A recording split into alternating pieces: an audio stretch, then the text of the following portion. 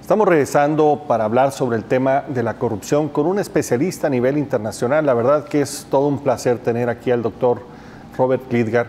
Doctor, ¿cuáles, desde su punto de vista, los países que llevan en liderazgo a nivel mundial en combate a la corrupción?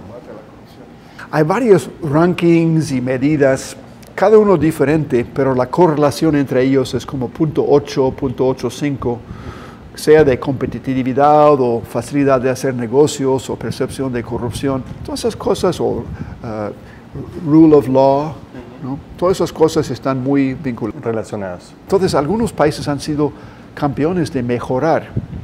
Uno de estos, la República de Georgia, pequeño país que en 2004 tuvo una revolución democrática con la campaña Georgia libre de corrupción.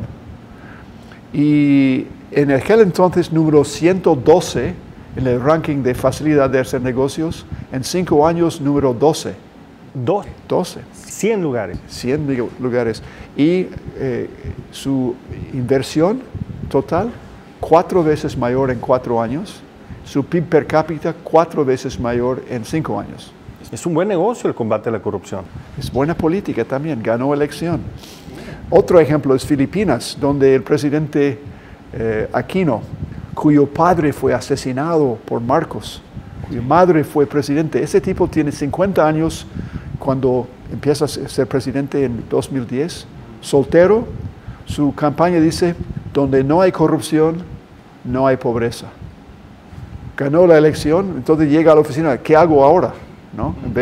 Y todo su gabinete aprende la experiencia internacional y lanza una campaña muy interesante que va a ser sujeto de este documento que te mencioné, Addressing Corruption Together. Tiene una discusión de eso. De la OCDE. De todos modos, el World Economic Forum, el Foro Económico Mundial, nombró en septiembre del año pasado que desde 2010 hasta 2014, el país número 1 en mejora de competitividad es Filipinas.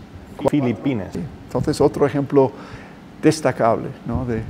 Estamos hablando ahora de países emergentes, ¿no? Que para poder desprender su crecimiento económico han tenido que entrarle directamente. Aquí en México hemos hecho reformas estructurales después de muchos años, pero recientemente la OCDE dijo que estas reformas no iban a dar resultados si no se combatía la corrupción y si no se mejoraba el sistema de justicia.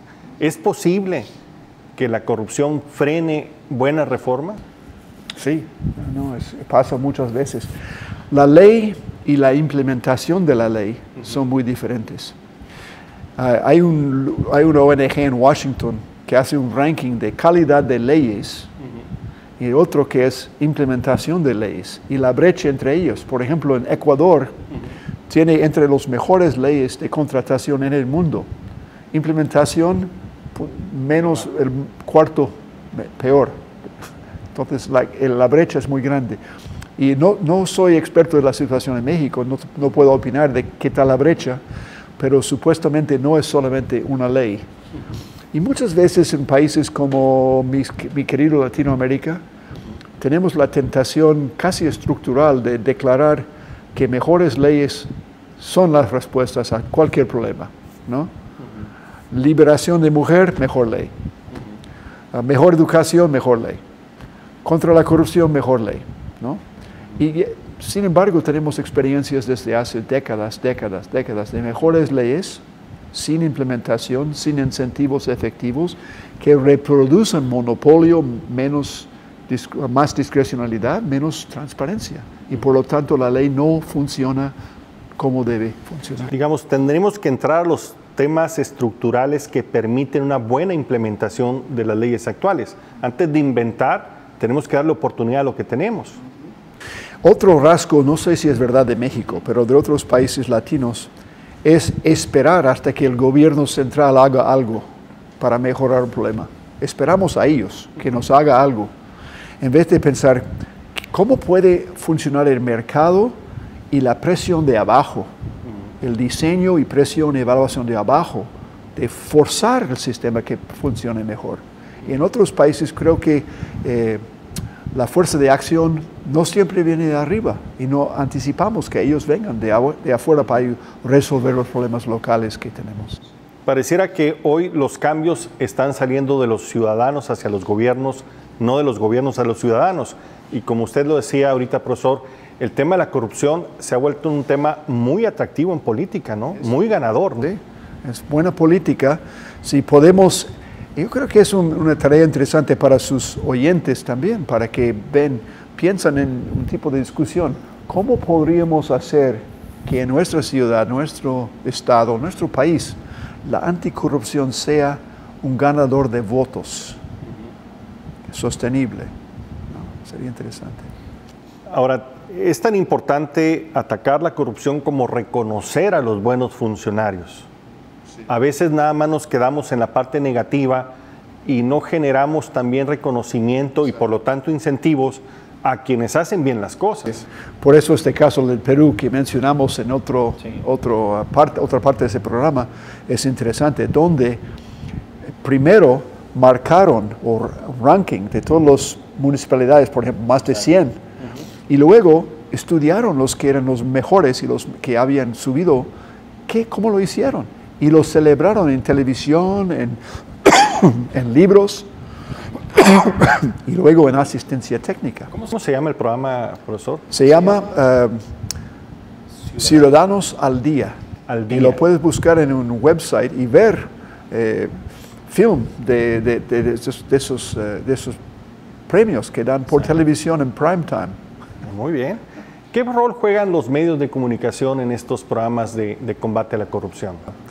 Ellos son, claro, especialistas en escándalo, ¿no es cierto? Les gusta el escándalo, un fulano de tal que haya robado, que ha hecho malo. Están de moda aquí en Sonora ahorita. Los reformadores, sabiendo esto, a veces alimentan a la prensa con ejemplos. Por ejemplo, en Filipinas, cuando querían limpiar el sistema de impuestos, es muy difícil llevar a la corte un extorsionista o un tipo que ha sobornado. Tarda 7 años, mucho lío. Entonces, unos casos a la prensa y ellos investigaron y un escándalo y el tipo castigado informalmente. Name and shame, nombrar y dar vergüenza a la persona. Eso sí es una cosa efectiva también. Pero es verdad que si esperamos que la prensa solucione todo, ellos no tienen la mentalidad sistémica. Estamos buscando sistemas corruptos.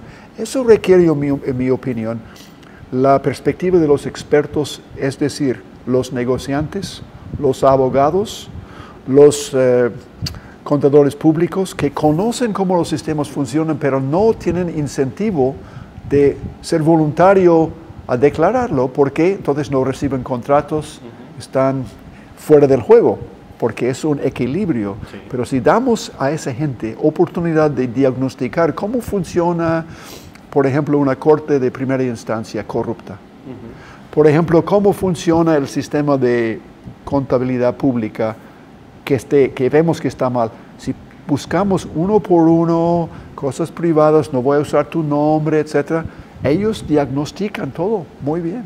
Claro.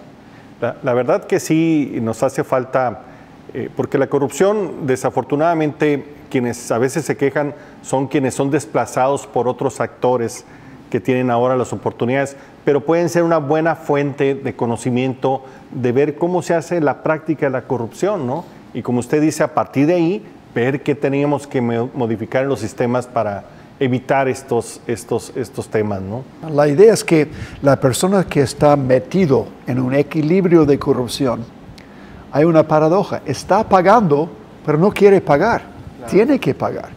Entonces buscamos cómo mover de un equilibrio corrupto a uno menos corrupto, juntos.